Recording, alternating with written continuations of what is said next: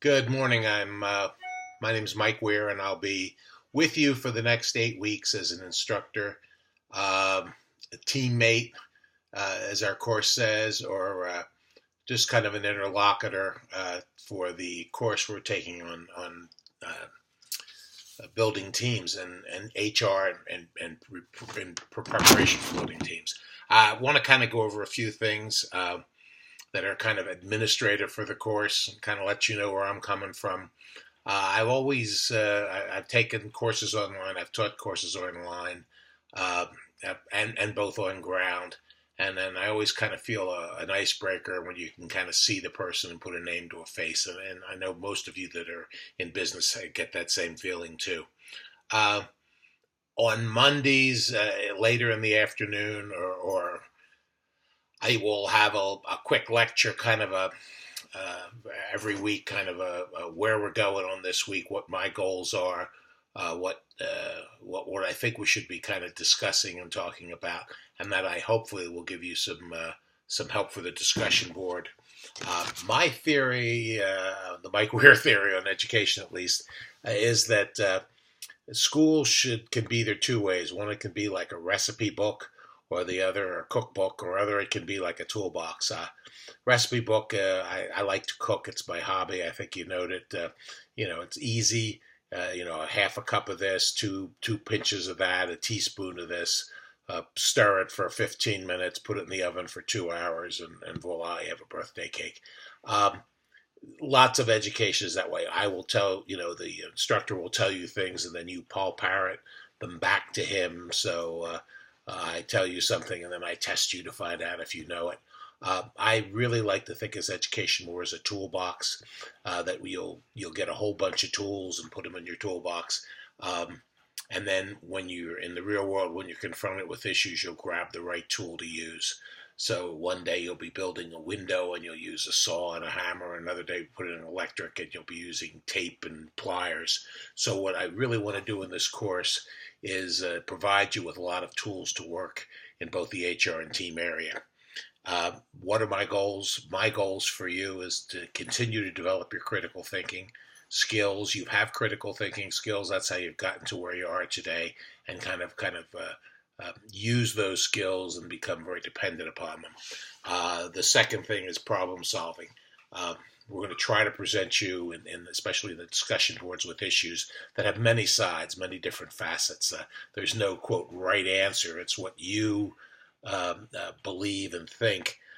So, and I want to have the discussion boards be lively. I taught some undergraduate courses and for several years, and some of the things that the undergraduates do for the discussion board is put, here's your comment. Yes, Sally, that was really a good point. Or, Bill, you really seem to nail that one. I agree with you 100%. That's worth nothing to me. Um, I want to see reasons, A, why you agree, why you disagree. Uh, this is a discussion board. It's not a dating service. So we can be critical, and as long as we keep it in a business and professional manner, it's not, no one's going to be hurt. And I'm not, if you point out a flaw in somebody's argument, I hopefully have already seen it, but that's not a big thing for me. I'm not, don't feel like you're ratting out your colleague by disagreeing with them. And then finally, I want you to kind of continue to use services that the university offers. One of the differences I found all the time from when I was a student and when I went out into the real world was just the lack of people having the ability to do something more than just say I think. Uh, to you have the abundant opportunity now in a university to access information for free. When you get out into the business world, probably not are in a responsible position, and you're all in the business world now, probably in some way or the other. But it's hard to get statistics, facts, figures. It's hard to get other opinions to back up, or to contribute to what you say. And I find that sometimes emotion and fact get confused. And so I'd like you to do most of our arguments as being as fact-based as possible. Every course tells you what you need to do to pass the course. I'll tell you what you need to do that I guarantee you won't pass the course. Don't turn in your assignments. And don't let me know if you're going to be late. Now, I'm as you can see, old guy. I've gone both my master's degrees I did while I was working. I absolutely understand things happen in your life. Families, work, your own personal health. Something as crazy as a vacation in the summer. So if you're going to be late, let me know ahead of time. Again, from the icebreakers, I think I've gotten 4 or 5 of you that are all work now. So you know exactly what I'm talking about. So I don't need to belabor the point here. I tell students all the time that I think every day is a final exam in the workforce. And so I want you to at least give me that respect of if you're going to be late, let me know, and I'll work with you. I really will. I understand, I really do, but what I don't understand is, like, I think I kind of consider it disrespectful when there's a report due or a paper due or a discussion board thing, and you just dust it off completely. I'm not going to vet your answers if you say, my grandmother's sick, as long as you don't have 18 grandmothers, we're okay. I want you to anticipate. I want you to kind of look beyond the question and kind of flesh it out as much as you possibly can, and we'll see that as we go on. I don't want just you to fill a space.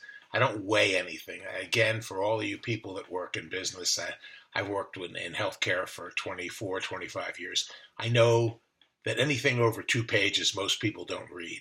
So the dichotomy I have here in a classic academic space is we wanted to develop those research skills, we wanted to develop the writing skills, and so the biggest transition I ever had is when I was going to graduate school and I was writing papers of 15 and 20 and 30 and 40 pages, and then I get out into the business thing and nobody reads much more than a page and a half. I've given you guidelines about how big I want the papers to be.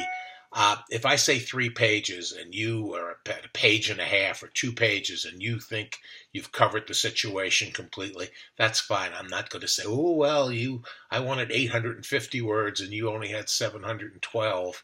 Not going to happen. We're all big people here. You answer the question, and what I really want is a complete answer. I kind of give you guidelines so that you don't think... especially at the beginning, you don't think I just wrote 2 pages and maybe he wanted 15. No. And the top guideline is I probably don't want you to go over that. Again, I don't weigh the papers. I read them for content. And did you accomplish the goal? So I think that's pretty important. If you send something in and again, format.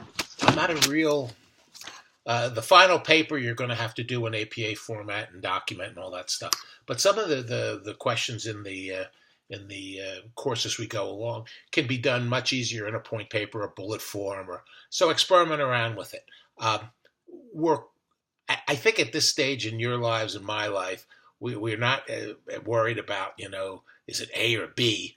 We're trying to learn, and I think that's the difference for me, at least, between graduate school and undergrad. Undergrad, we had tests and, what's this, what's that. Here, I think you guys have made a commitment and you're pretty anxious to learn. So as long as we all keep that there. So if you submit a paper and I don't like it or the format's wrong, maybe we'll discuss it and I'll send it back to you and give you a shot to redo it. Or so we can see what we can learn from doing that. We can mutually work on that. So don't get all hung up on... I guess that's why I'm talking to you how to fail. Don't get all hung up on the idea that, this could be an A or an A minus or a B plus or something.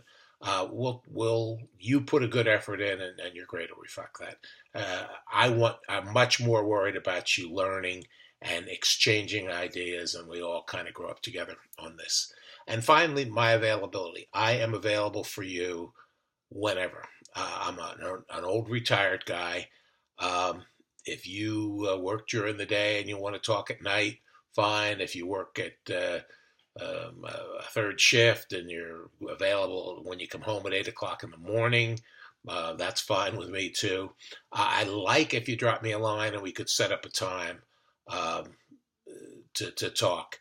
And we can talk either in two ways. We can talk on the discussion board. We'll set up a little classroom. We can go talk, or you can call me on the phone. My number's listed. It's a 919 number. It's my North Carolina number, but it's my cell phone basically. And so drop me a line and say, hey, will you be available tomorrow morning at 8 o'clock, or would you be available tonight at 9:30? I'm working for you. I want this to be an experience where you finish this course at Mary Baldwin and say, gosh, that was a great course. So don't suffer in silence. If you have, and if you disagree with me, yeah, fine. I left. I quit being perfect. I think the day I was born. That this whole thing, and sometimes I'll put out things that I think are real controversial because I want to engender a discussion. I want to kind of stick you a little bit and go. The only thing I ask for all of us, between you and me and between ourselves, is respect and professionalism. The days of calling you stinky, slimy, nah, I keep that for when I'm at the bar. And so professionalism and respect for each other's opinion, and we should be fine. Again, I can't stress enough that my availability is there. I also can't stress enough that I want to treat you like adults. I don't want to play a gotcha. It's not my game. I want us all to learn. So please give the effort back that you kind of want. It's pretty obvious. Again, if you get jammed, something happens, or you waited till Saturday night or Sunday morning to do the paper, and then your 4-year-old or your cousin's aunt or something has a problem and you do it, just quick drop me an email saying, Mike, can't get this one done here. I'll have it done by such and such a time. Roger out on that. So that's about all I got for this. I will have a little discussion lecture up a little later on today about the first unit. Any questions, always feel free to give me a call. Thanks very much. And we'll hopefully have a great and enjoyable 8 weeks.